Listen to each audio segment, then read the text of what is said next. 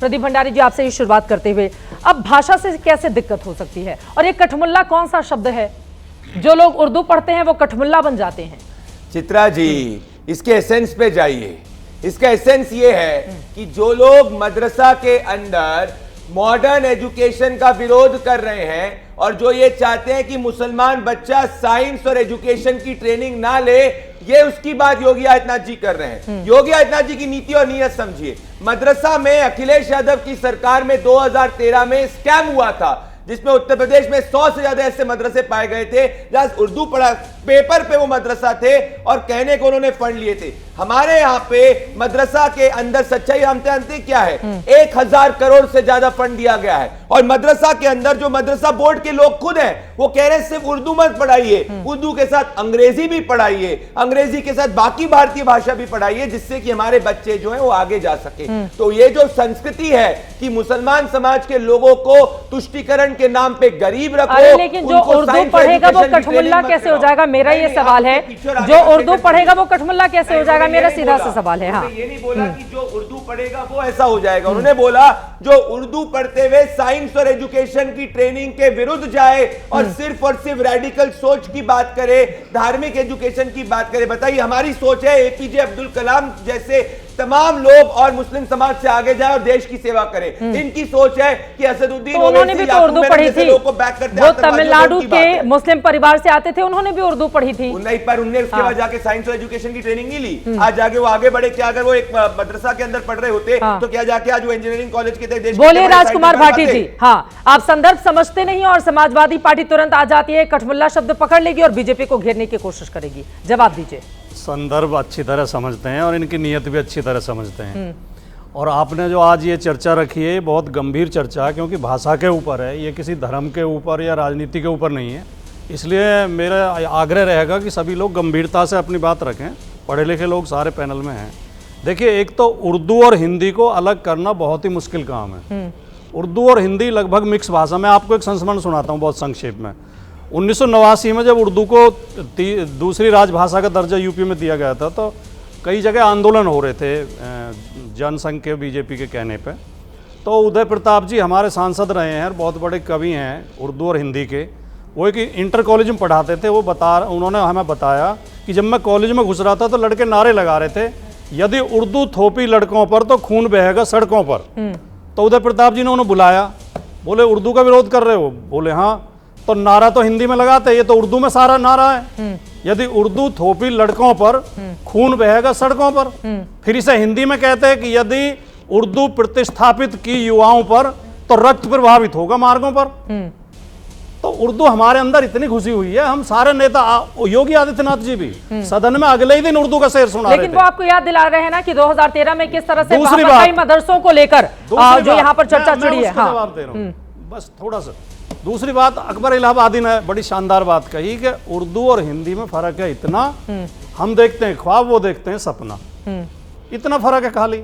अब योगी जी जो कह रहे हैं, योगी जी ये किसी सिस्टम पे उंगली उठाएं तो अलग बात है कि कोई भाषा पढ़ने से कोई कठमुल्ला बन सकता है या मौलवी बन सकते हैं, बिल्कुल नासमझी की बात है। ठीक है, संगीत रागी जी आपके पास आ रहे हैं, 2 लाइन में जल्दी से। प्रदीप जी, मैं वापस से इनसे पूछूंगा, एपीजे अब्दुल कलाम ने देश की सेवा करी, क्या वो साइंस, एजुकेशन, अंग्रेजी और बाकी तमिल भाषा पढ़े बगैर क्या वो सेवा कर पाते, या सिर्फ मदरसा में उर्दू करके देश की इतनी बड़ी सेवा कर पाते? मुझे सीधा सा जवाब दे दीजिए।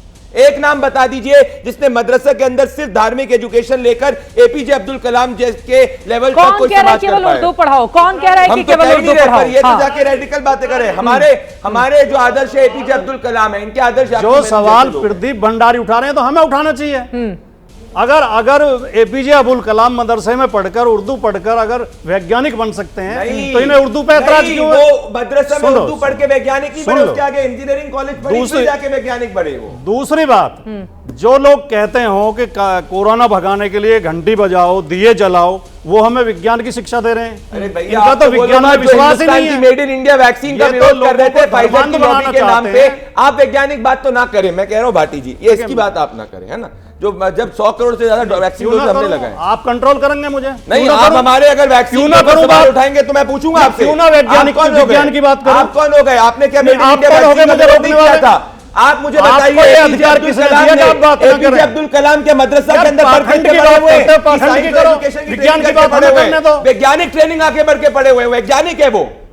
और इन्होंने एक और जिक्र किया, मदरसों में स्कैम हुआ। अभी सरकार 27,000 प्राइमरी स्कूलों को बंद करने जा रही थी, उत्तर प्रदेश सरकार। उसमें हल्ला हुआ, विपक्ष ने शोर मचाया, तब जाके इन्होंने वो फाइल रोकी है। 27,000 राजकीय विद्यालयों को, और योगी जी ने खुद विधानसभा में कहा ये गरीब बच्चों को उन्हीं स्कूलों में पढ़ाएंगे जिनमें कोई सुविधा नहीं है। 8 साल से मुख्यमंत्री हैं, अगर सुविधा नहीं है तो आपको शर्म आनी चाहिए। एजुकेशन क्यों नहीं सरकारी स्कूलों में सुविधा दे रहे हैं? से 3.5 गुना ज्यादा इसका हमारा। खुद मान रहे हैं। वाली सियासत पर आते हैं, मैं तो गुना वाले ज्यादा संगीत रागी जी, फिर मैं इधर एमआईएम के पास आऊंगी। संगीत रागी जी, आप देखिए, हिंदुस्तान की जो तहजीब रही है, जो संस्कृति रही है, उसमें कहा जाता है ना कि हिंदी अगर हमारी मातृभाषा है, माँ है, तो उर्दू मौसी की तरह है। और सभी की जुबान में हम लोग भी जो हिंदी बोलते हैं उसमें उर्दू खुद ब खुद अपनी दखलंदाजी रखती है, उसको सोचने की जरूरत नहीं पड़ती है अलग से बोलने के लिए। तो फिर उर्दू पर इस तरह की आपत्ति क्यों, संगीत रागी जी? देखिए, दो बातें। पहली बात तो कठमुल्ला शब्द जो है उसका एक विशेषण के तौर पर प्रयोग किया गया है, जिसमें आप कह सकते हैं कि अनपढ़ है, आप कह सकते हैं अशिक्षित टाइप का, या आप कह सकते हैं जाहिल, मूर्ख। तो इस शब्द के इसको ध्यान में। दूसरी बात, देखिए, उर्दू निस्संदेह यहीं से आई है, यहीं की भाषा है, यहीं से निकली है। बिल्कुल। लेकिन ये हमें नहीं भूलना चाहिए कि आज़ादी की लड़ाई में मुसलमानों ने उसे इस्लाम की भाषा के तौर पे खड़ा किया। आप बताइए, कश्मीर के अंदर कौन उर्दू बोलना जानता था?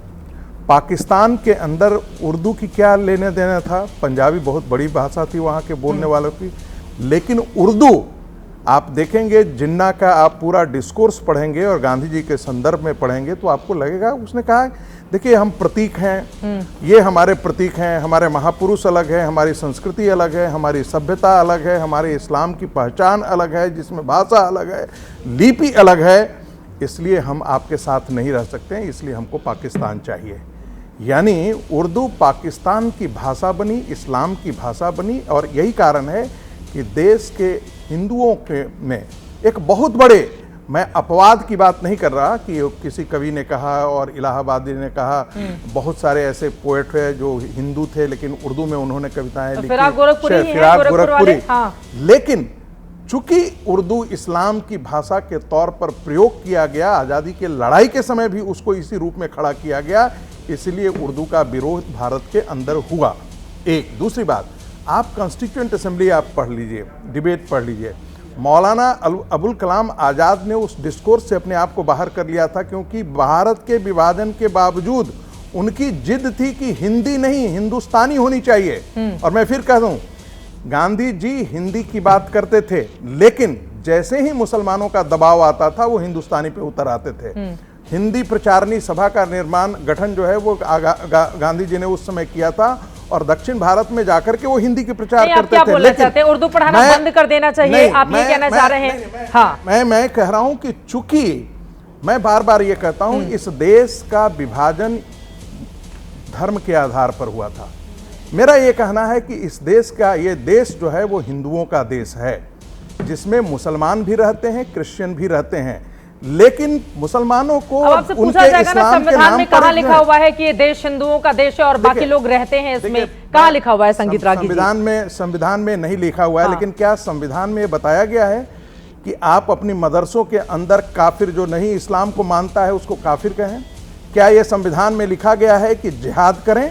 क्या आपको यह मालूम है कि जिहाद, चाहे जो भी उनकी व्याख्या हो, जिहाद को जिस रूप में रूपांतरण करके दुनिया में रक्तपात किया गया है, वो जिहाद तो उसी रूप में है कि जो आपके धर्म को नहीं मानता है उसका कत्लेआम करो। दुनिया में इस्लाम जो है इसी रक्तपात को अपने हाथों में लिया है। और सिर्फ यहाँ नहीं, पूरे सेंट्रल एशिया में गया इस्लाम, तो कोई धार्मिक हृदय परिवर्तन के आधार पर नहीं गया, तलवार के बल पर गया, यही काम किया। तो जिस जिहाद की परिभाषा, 10 सेकंड सर, 10 सेकंड, इसी देवबंद में जो पढ़ाया जाता है, उसी देवबंद के सिलेबस में, वही देवबंद जो है वो टेररिज्म पैदा करता है। और यहाँ के देवबंद और पाकिस्तान के देवबंद के सिलेबस में कोई अंतर नहीं है। अरे तो बंद क्यों नहीं कर दे रहे हैं अगर इतना ही?